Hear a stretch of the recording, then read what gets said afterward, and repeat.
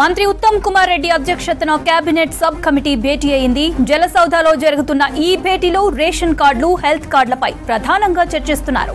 సమావేశంలో మంత్రి పొంగులేటి శ్రీనివాస్ రెడ్డి, పలువురు అధికారులు పాల్గొన్నారు. రేషన్ కార్డులు, హెల్త్ కార్డుల జారీ కోసం గతంలో ఎమ్మెల్యేలకు, రాజకీయ పార్టీలకు సబ్ కమిటీ లేఖలు రాసింది.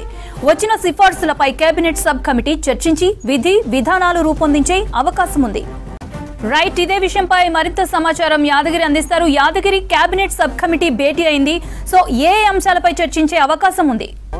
ఎర్రమంజిల్లోని జలసౌధలో ఏదైతే ఈ రేషన్ కార్డు తర్వాత హెల్త్ కార్డులకు సంబంధించిన దాని మీద వచ్చినటువంటి కేబినెట్ సబ్ కమిటీ కొద్దిసేపటి క్రితమే భేటీ అయింది. అయితే ఈ భేటీలో ప్రధానంగా ఈ రేషన్ కార్డులు తర్వాత హెల్త్ కార్డుల జారీకి సంబంధించి వాటి విధి విధానాల మీదనే చర్చించే అవకాశం ఉంటుంది.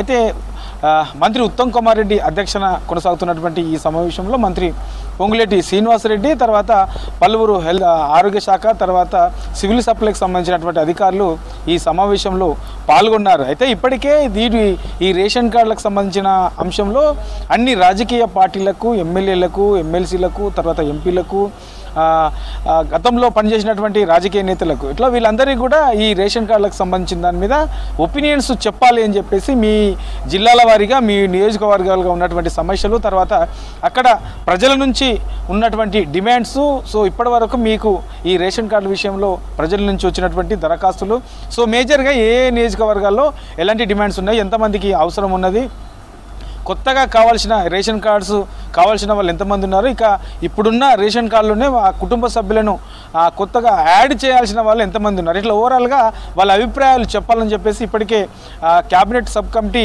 ఆయా రాజకీయ పార్టీలకు లేఖలు రాసింది. అయితే ఆ లేఖల ఆధారంగా అక్కడి నుంచి వచ్చినటువంటి అయితే ఈ లేఖలకు సంబంధించి అక్కడి నుంచి సమాధానాలు వచ్చాయో ఆ వచ్చిన వాటి ఆధారంగా ఇవాళ సమావేశంలో వాటిపై చర్చించే అవకాశం ఉంటుంది. ఎందుకంటే మొత్తం ఈ జిల్లాల వ్యాప్తంగా కూడా ఎక్కడెక్కడ మేజర్గా అవసరం ఉన్నది, సో రేషన్ కార్డులు ఎప్పటి నుంచి ఇబ్బంది పడుతూ ఉన్నారు, వాస్తవంగా లేని వాళ్ళు ఎంతమంది, ఉన్న వాళ్ళలో ఇబ్బందులు, కొన్ని పేర్లు కూడా గతంలో కొన్ని పేర్లు కూడా రాలేవని చెప్పేసి ఆరోపణలు ఉన్నాయి. కాబట్టి దీనికి సంబంధించి ఇట్లా పేర్లు రాని వాళ్ళు ఎంతమంది ఉన్నారు, తర్వాత ఈ టెక్నికల్ ప్రాబ్లం వల్ల రేషన్ కార్డులు లేని వాళ్ళు ఎంతమంది ఉన్నారు, కొత్తగా యాడ్ చేయాల్సిన వాళ్ళ కుటుంబ సభ్యులకు సంబంధించి ఎంతమంది ఉన్నారు, ఇట్లా ఓవరాల్గా వీటన్నిటిపైన చర్చించి దీని మీద ఒక తుది నిర్ణయం తీసుకునే అవకాశం అయితే ఉంటుంది. ఇది రేషన్ కార్డులకు సంబంధించి.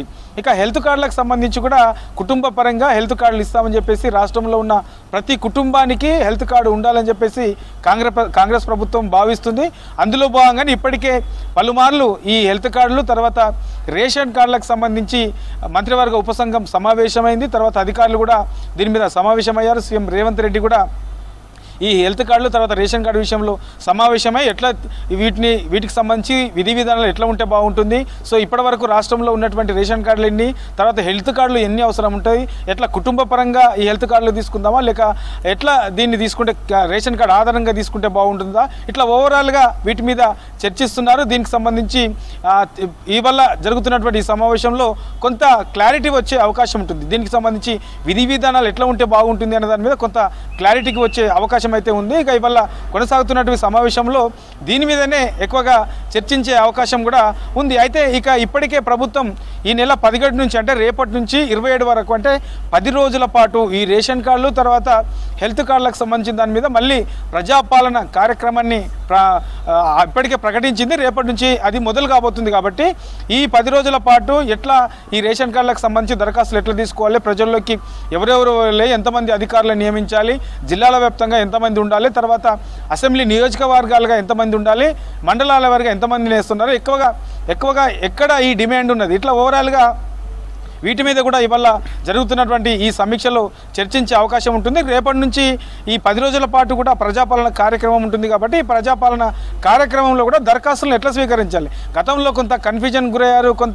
చాలామంది కూడా ఏదైతే ఈ 6 గ్యారంటీలు ఉన్నాయి, కాంగ్రెస్ సంబంధించినటువంటి పార్టీ ఏదైతే అమలు చేస్తుందో 6 గ్యారంటీలకు సంబంధించి ప్రజాపాలన కార్యక్రమం నిర్వహించినప్పుడు కొంత కన్ఫ్యూజన్ గురయ్యారు ప్రజలు. సో ఈసారి ప్రత్యేకంగా ఈ రెండింటికే రేషన్ కార్డులు తర్వాత హెల్త్ కార్డులకు సంబంధించిన దాని మీద 10 రోజుల పాటు ఈ ప్రజాపాలన కార్యక్రమం నిర్వహిస్తున్నారు కాబట్టి ఈ 10 రోజుల పాటు ప్రజల నుంచి ఎవరెవరి నుంచి ఈ దరఖాస్తులు తీసుకోవాలి, వాళ్ళకి సంబంధించి విధి విధానాలు ఏముండాలి, ఎట్లాంటి ప్రాతిపదికనగా తీసుకుంటున్నారు, అధికారులు ప్రజలకు ఏం చెప్పాలి, ఇట్లా ఓవరాల్గా వీటి మీదనే చర్చించే అవకాశం అయితే మనకుంటుంది. ఇక ఇప్పుడున్నటువంటి సిచ్యువేషన్లో చూస్తే మనకు దాదాపు అంటే 89,96,000 రేషన్ కార్డులు ఉన్నట్లు ప్రభుత్వం చెప్తా ఉన్నది. అంటే దాదాపు 90 లక్షల రేషన్ కార్డులు ఇప్పుడు ఉన్నాయి. ఇక మిగతా 15 నుంచి 16 లక్షల వరకు కొత్తగా రేషన్ కార్డులు ఇచ్చే అవకాశం ఉంటుందని చెప్పేసి అంచనా వేస్తున్నారు. ఇక రాజకీయ పార్టీల నేతల నుంచి వచ్చినటువంటి అభిప్రాయాలు, తర్వాత కొంతమంది ప్రజల నుంచి వచ్చినటువంటి అభిప్రాయాలు, వీటన్నిటిని తీసుకొని ఫైనల్గా